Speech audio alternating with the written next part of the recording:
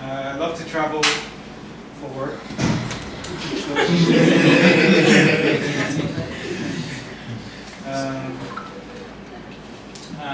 I love love, very cliche.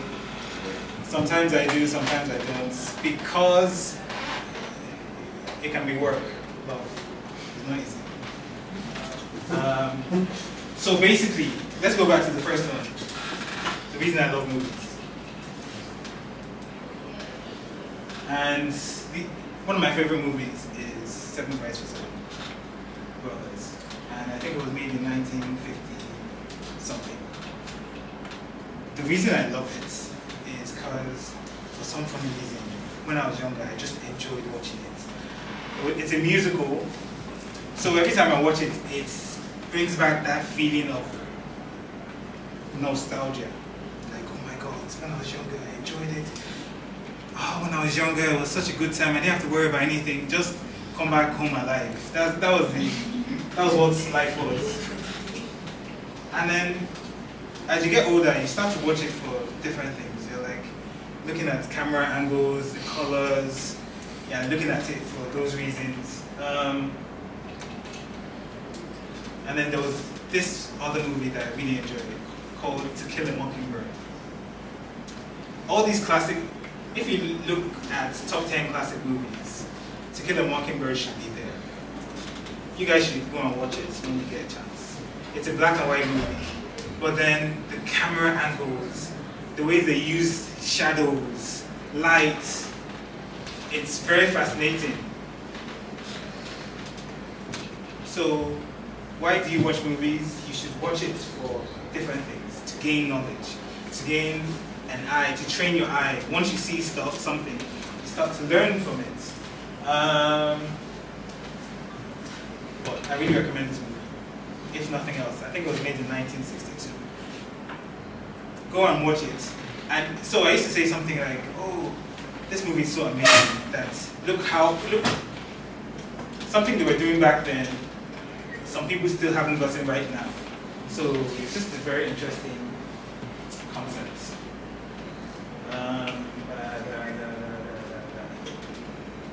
Now we're going to get into images. And this first one, interesting image, bam, we're going to the next one, bam, we're going back. So, by show of hands, which picture do you prefer? Let me start by saying that. And why? I really like this picture. I took it once. I like it. So which one do you prefer? The second one. Which one is the second one? This one? This one, no, the second one. You prefer this picture? Okay, so those of you that like this picture, what do you like about it? We're doing an interactive class. Sorry, man. You like the colors? I said deep probably. Okay. No, so that the people that answered. And then those that like this, what do you like about it? Probably like the emotion. What's about the emotion? Are you feeling the emotion or? Yeah. Yeah, I can feel it, I can sense it. I can really. What can you sense about marriage? So the reason I'm asking is Storyteller, a mother praying for her son. You look at it. So you look at it and you feel something. That's the essence of what it is that we do, especially when telling stories or trying to convey a message. These moments are something that might not be important now, but might be important later. And obviously this is still an amazing picture, it still tells a story. But for me, when I look at it, I'm looking at, okay, so how does it tell a story? Obviously they're standing together, this is posed, but then I know when I shoot my post pictures, I like to include things that show connection. Meaning, you can tell, okay, actually using that pointer. You can tell that the hands are touching. Meaning, there's still some sort of connection between the two lovers. Boom. What is storytelling? Fun, yeah. Very happy for that party. What is storytelling? As a wedding photographer, what is storytelling? So basically, it's you have an idea that you want to convey, but then we all want to tell stories at weddings, at events, wherever it is. You want to tell a story. So it starts with an idea. So what you're doing is you have an idea. You now start taking pictures that will now follow that idea. And the story is something that has a beginning, a middle, and an end. Sometimes you can start from the end and you can show the end and then go back to the beginning and then let it follow a sequence. So the pictures are just to insinuate that each picture you can feel something, they're having fun, they're enjoying themselves. So basically we're going to look at a slideshow, guys.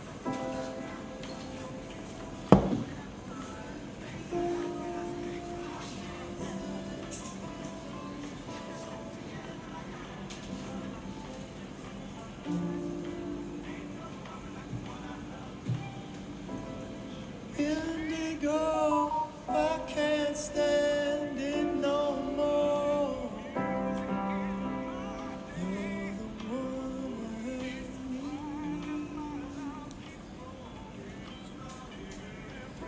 You're beautiful in sequence,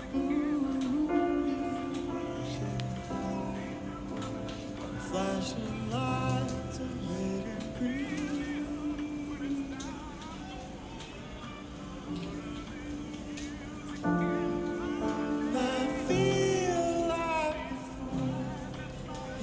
Tuesday suit and tie, and you're naked on the table, room empty as your eyes, vacant and a flame, take you far from this place, and I don't need to know your name, no I don't.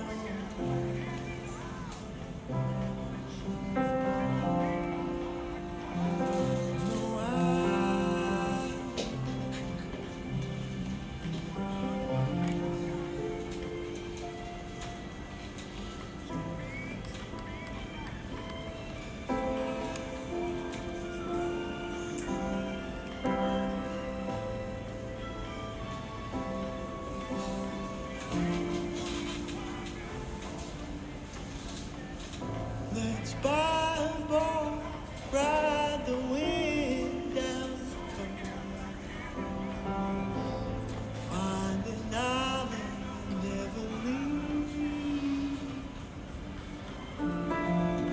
No telephones, children regret or remorse. Paradise, not in peace.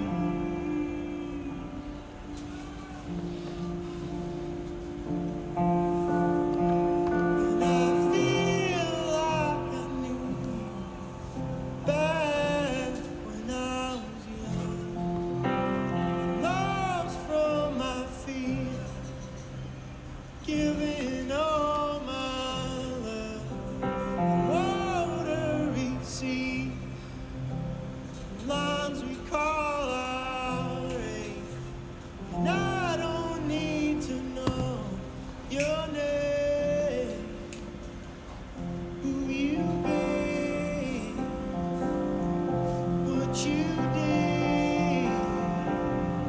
No, I don't know.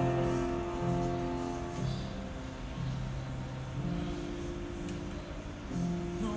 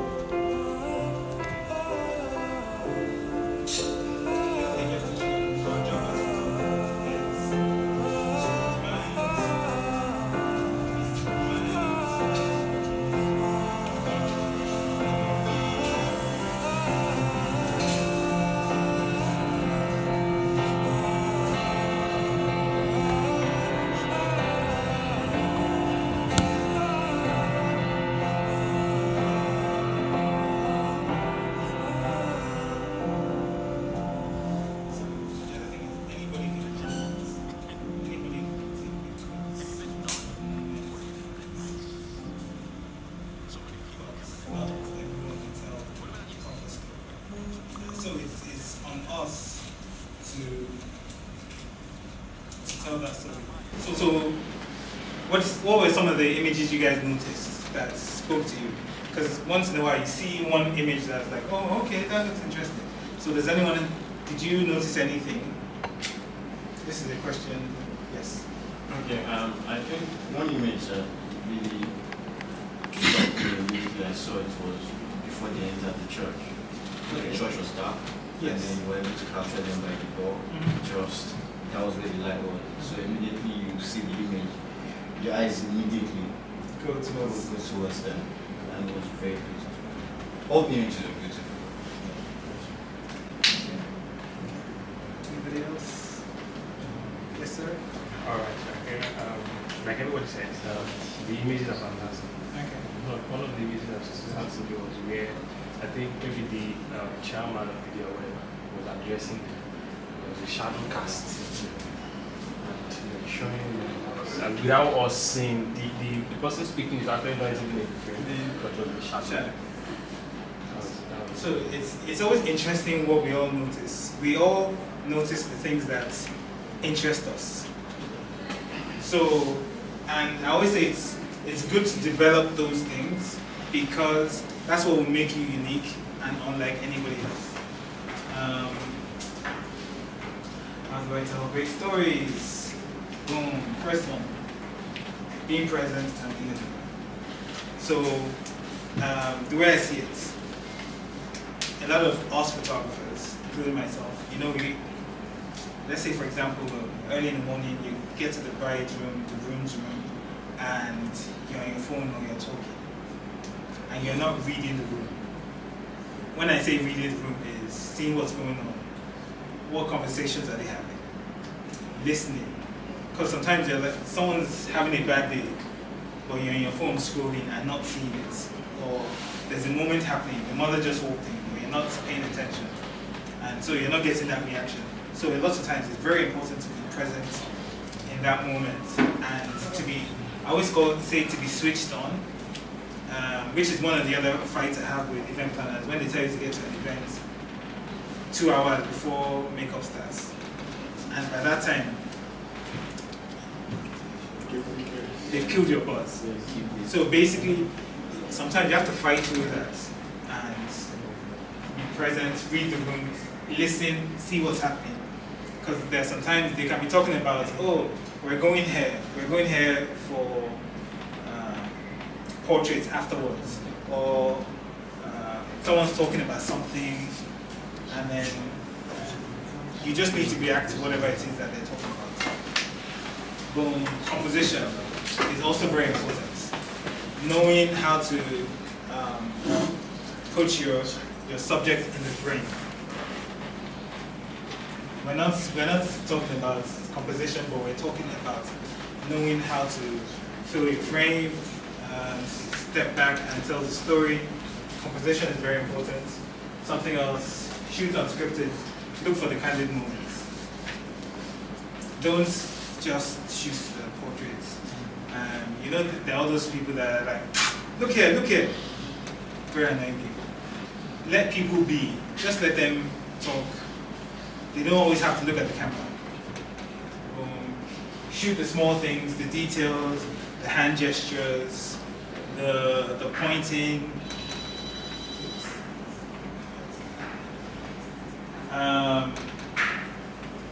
Look for the story.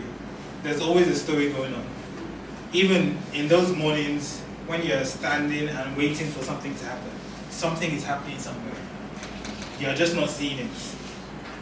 So this was one of the things I learned early on, that there's always a story. When you're like, oh, nothing is happening, there's always something. Even at the reception, when the couple are going to change, there's always something happening, something you're not seeing. Use light and shadows. In this new age of strobes and using flash and just blowing light everywhere, it works for some things. We'll see some examples. It works for some things, but then I always think it's better to just tell the story with the light that you see. And probably the most important, one of the most important things, be fearless / practice. the best picture you want to take. So, for example, one of the pictures I want to take is on the streets of Lagos, Ibadan, wherever. But I've had so many stories. I'm actually most scared of police than I am area boys, because the 2 times I've gone on the streets, it's always police that come and carry. So, or carry us. I never go to, but for some funny reason, it always happens. So, the best pictures are on the other side of here. Oh, I want to do this, but I don't know if my couple just do it. Oh, I want to get this angle, but I'll stand in the middle of the church. That one. They can kick you out of the church. But if you think your shot is worth it, sometimes one shot can make you, and one shot cannot make you. Boom. Composition. So the other thing you have to notice is also telling the story when you're composing images. So we've got the groom, and then we've got bride and her father, and then that can be anybody. It can be the groom's sister, but it's not. But what I mean is the fact that she's observing, watching, she's smiling. So she too, she's feeling an emotion. This could have been a lucky shot, but there's no such thing as luck when you're prepared.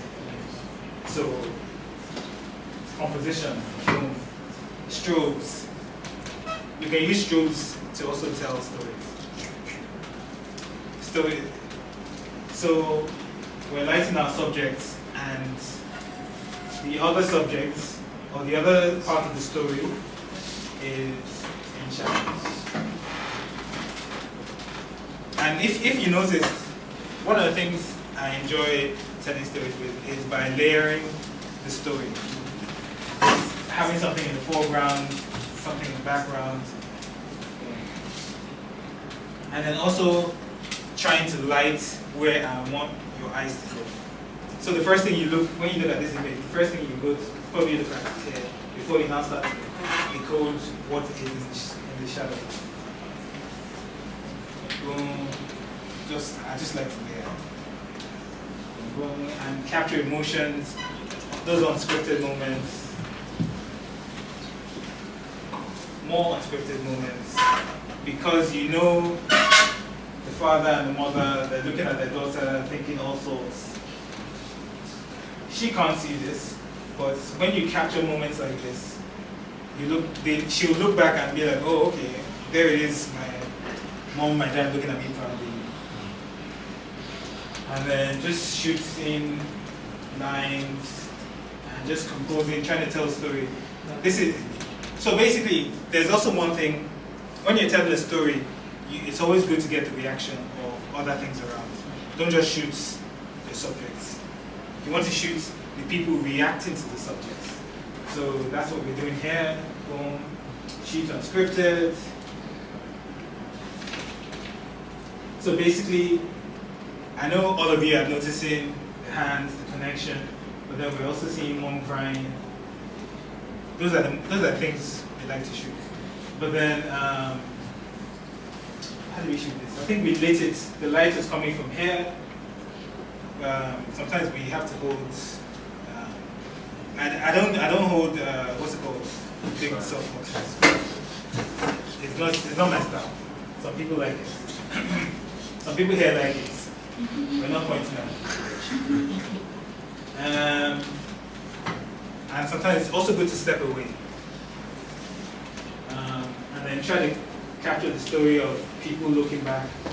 Because sometimes we like to be in the middle and shoot, but sometimes come back. The little things. Sometimes I ask the clients, or you're listening, and then you find out that, oh, your clients wrote a book. Oh, okay, where's the book? Let's put the book in the detail. More little details, mom crying, layering.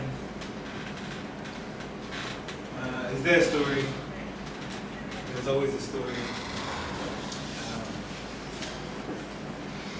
So the other thing is, sometimes one image can tell the whole picture, or one picture can tell the whole story. And especially when you're getting the subject and the reaction of people all in one image. Then I also couldn't move any further back.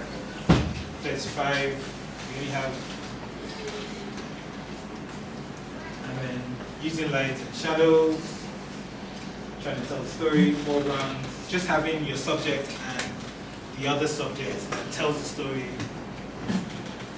and then getting a wider story, just not, because obviously Nigerian weddings gets crazy.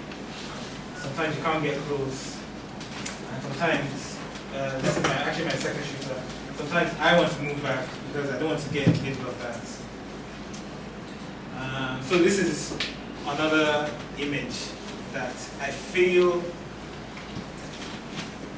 So I had a mentor back in the day that I shot a wedding with him, and he had, for example, a picture like this, but then I got carried away just not capturing the beginning part of this picture. And since then, he's like, oh, I can't use this picture now because we didn't have this picture of the bride holding the bouquet. You can't just have bouquet. Where did the bouquet come from? You need to tell the story of, oh, she threw it or she was holding it. So you always need to tell good stories. Obviously, this can tell the story itself. But to tell good stories, you also need the sequence. What happened before? What happened after? But we got that before and we got what happened. How we got this picture. Multiple angles, telling emotional stories. Obviously here they're laughing, here the bride is actually crying, it's the bride's sister. We're just trying to, and the other thing is, it's always good to shoot weddings with someone else. Personally, I like to shoot weddings with someone else because there's always something I'm missing, and I don't like to miss things. And then if I'm shooting with someone else can just focus on the basic stuff, on the face me, face you. Well, I can run around and do other things and get different angles. This wedding, I shot it home. I don't recommend it. It's always more hard. It's a lot of work, but it can be interesting. Light and shadows, it just helps tell the stories. Not all the time, flash, boom. Sometimes look at the light, learn to see the light. Walk into the room, I know, oh, light, boom. The other thing is, every time you walk into a room and you look at the light, you're training your eyes. You're training your eyes to see this over and over. You walk into this room and you're like, oh, this is where the good light is. You come and stand there, oh, it would be great to have a model there, or have someone stand here. Boom. Isn't that really good? It's really good. So train your eyes, everyone. Train your eyes to see these things.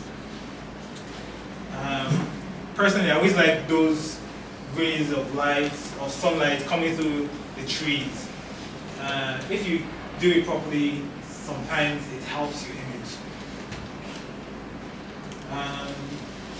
Shoot for the highlights,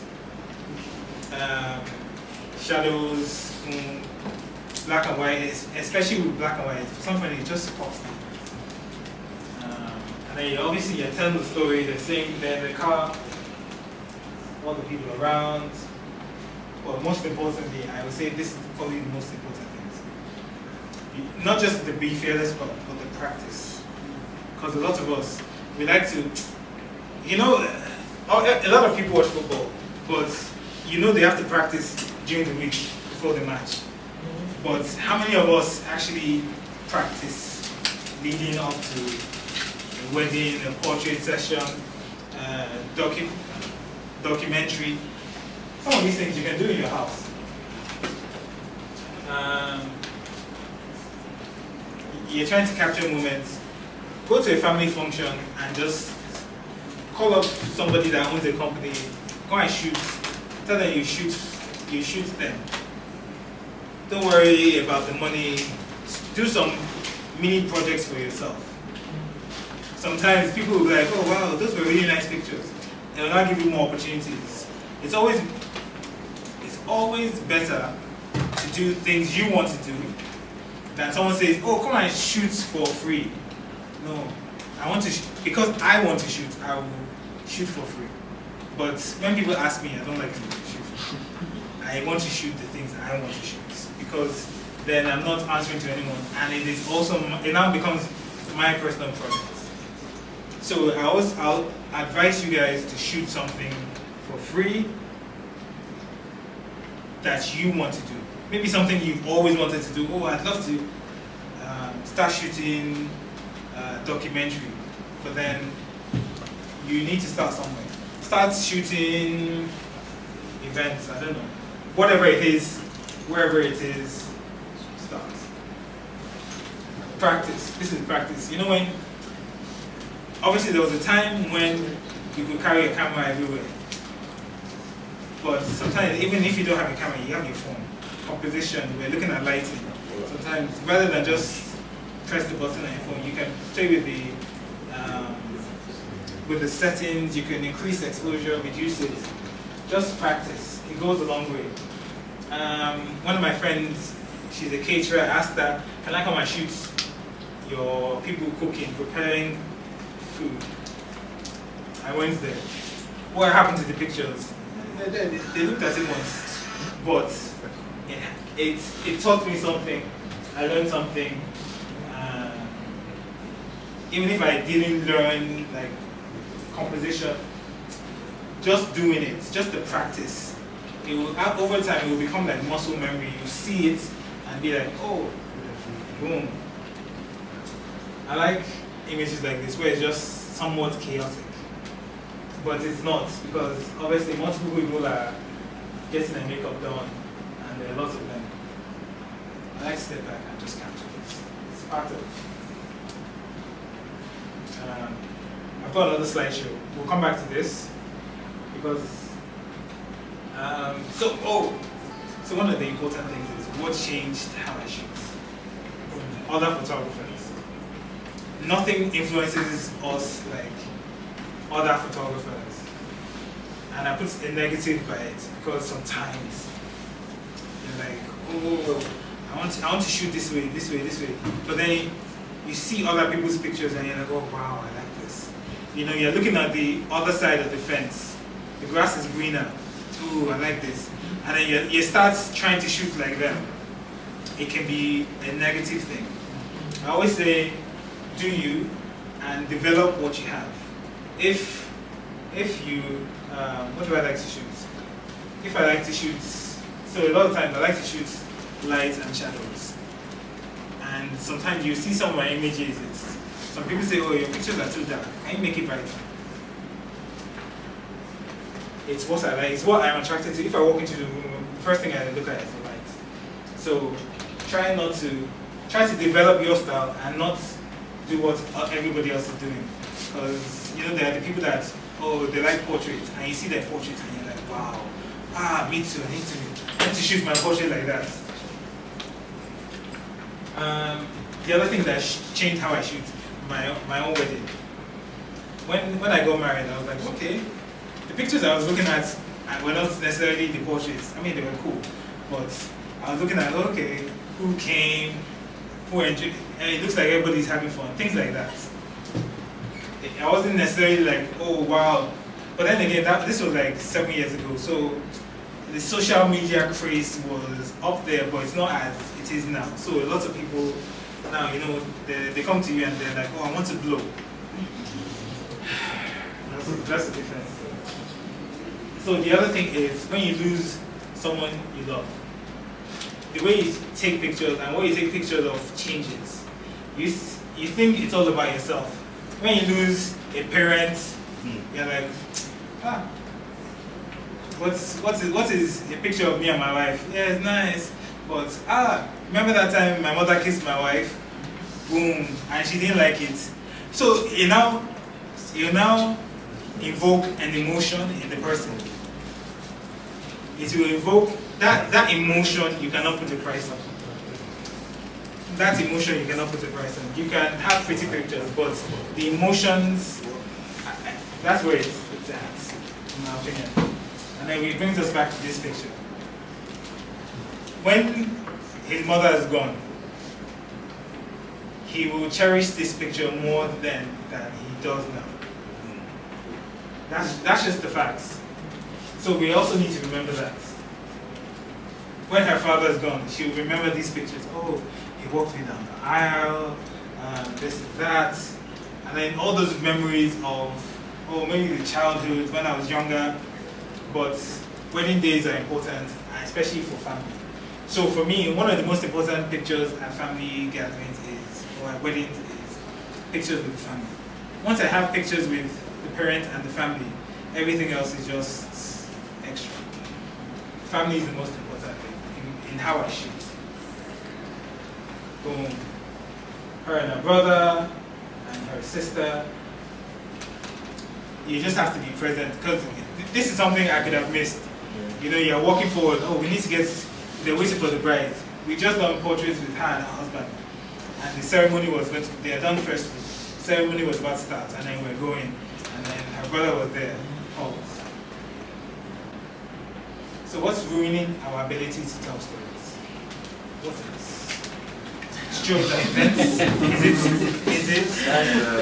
You know those people that are carrying those big strobes and blocking everything because they're trying to get for themselves. Sometimes it can enhance your images. It all depends on how you use it. Poorly lit venues, sometimes, but if you have a strobe and you know how to use it, you can continue telling the story. So basically all these things is, you can find excuses, but there's no excuse, you're a professional. Suck it up and do your job, right? Social media paparazzi, yes, those people ruin it. No, that one's not your fault. These people, all those cell phone people that are coming in front of you. Lack of motivation and inspiration, sometimes it happens. You know, you're somewhere, they were meant to pay me 1 million, now they're paying me 250k. And Davido shows up. You know, those things happen. You're just not motivated, you're now vexed. And you don't want to shoot as well as you would. Not being present. So basically not being present, not listening. That sometimes someone's giving a speech that you're not listening to. Because I see this a lot. Someone's giving a speech. They're talking about, oh, my brother. What you should do is, when they say, oh, I'd like to thank my brother, something, look for the brother, scan for the brother real quick. You should know who the brother is. Sometimes the brother might be crying. Well, let's say they're talking about sister. The sister's crying. You want to get that. You want to run there. So a lot of these things, you need to also listen, pay attention, and be switched on. When I say switched on, you're always thinking, you're looking, okay, where's mom, where's dad, where's sister, where's husband, where's wife. So all these things, you're trying to look at everything at once. Manage your emotions. Sometimes, you know when you go for these weddings or events and they haven't given you food and you haven't eaten all. No, these things are real. Yes. You now vex. Because me too. On my events, time is up. I'm hungry. Let me go home and eat. But then something is about to happen. You're like, just leave it. It'll be fine. Just learn to manage your emotions. Shoot through all these things. Don't be angry. Don't set up this. You know, for example, you pose your couple, and then the videographer just comes in and he's now doing his thing. Just learn to manage your emotions. When I say that, don't get angry. Smile and encourage your clients. Wow. All of us, we've all been in these battles. It's still no excuse to tell the story. It's still no excuse. So basically, if nothing else, make your clients happy. That's your single most important job. They don't care how you did it. You can be in that battle. If you get amazing pictures and you tell amazing stories, it doesn't matter. They are the most important. Don't try and make me happy and by posting it, yeah, don't send you. They are the ones that paid for your time and your service and your expertise and your knowledge. So the other thing is, you know, when they say, oh, this is why I charge what I charge, you now start listing equipment. That's not what you do. Your equipment has nothing. You can spend $100 million on equipment. If you don't capture what needs to be captured, or you don't have the experience or expertise, it doesn't matter. It doesn't matter. So basically, the reason you charge what you charge is because you have a proven track record. You know what you're doing. You will not come up with any excuses. Your equipment, your cards are backed up, so if one card messes up, you have a backup. So all these things, this is why they pay you what they pay you. Not because you spend $2 million on a new camera. They don't send you. Boom. Practice. Very important, guys. Very important. If you want to be the best, if you want to be Ronaldo, Messi, all of them practice. Yeah, some of them they have it inbuilt, but if they don't practice or use it continuously, they'll get rusty. So practice is very important, guys. Watch movies, seek inspiration. You know, you look at some of the art on the wall, you can get inspiration from that. When I say watch movies, don't watch movies because, you know that car they drove? No, that's not. You're looking at, how the lighting is, how they're lighting an actor's face when, or how they're telling a story. Basically, there are lots of things to look for in movies when watching them or in TV shows. The cinematography is something that will help train your brain as well. Practice some more and seek knowledge. It's always very important. Nobody knows everything. So when I started writing this, I was like, I've attended a few workshops by well-known wedding photographers, Nigerian and some international wedding photographers, and it's always good to know what other people know or some of the challenges they faced. So seek knowledge, if nothing else. The end, but so I've got 2 slideshows. So I'm trying to decide which one to watch. So we're going to go to Femi's. Femi's. So the reason we're doing Femi's is because Femi's was in Nigeria, and basically what we're doing into stories, into what's going on, shooting details, just casual moments. We all know how to pose, so that's not a problem. Someday I'll find That's one other thing. So basically, you're doing transition from one location to the next. place where I can go, and you'll be So also start getting your questions ready. always mine.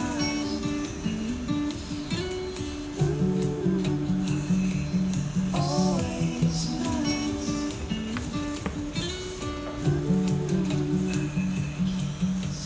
Just love has passed like the season. So when you're also seeing people crying, don't just run there and just put them in the frame. Try to tell the story of maybe the person said that they're crying. Always like to capture hands. Love with you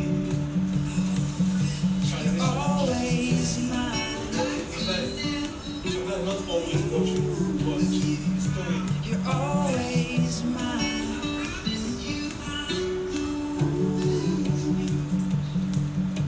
I hold my breath, no give and take. I could never walk away. The giving ground, no back and forth. I promise you I'm Not every picture has to be, and you're sorry, not every picture has to be sharp. There are some very pictures that are effective, help tell you story. Like just telling it black and white. Or the actions of it. sometimes love is weak. Sometimes love takes time. Like the old oak tree. You always remember when something is happening, always look back to see other people's reactions. Especially if the people are smiling or feeling some sort of emotion. It's also very important. Always And I really like layering, showing the story, people first, and we come in the dark. You're always mine.